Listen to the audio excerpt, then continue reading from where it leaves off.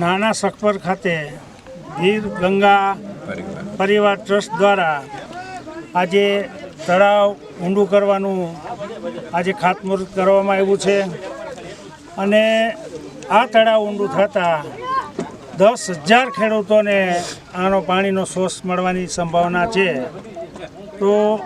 ગીર ગંગા પરિવાર ટ્રસ્ટ છે એને 11,111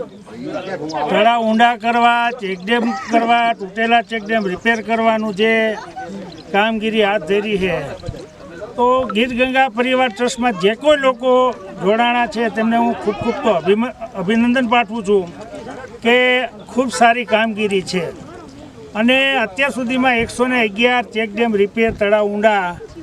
કરવાની કામગીરી કરવામાં આવી છે। ખાસ કરી અને આમ જોઈએ તો આપણો આ સૌરાષ્ટ્ર એમાં પાણીની બહુ તંગી છે અને એમાં જ આ કાર્ય વધારેમાં વધારે થાય એવી હું આ ગીર ગંગા પરિવારને અપીલ કરું છું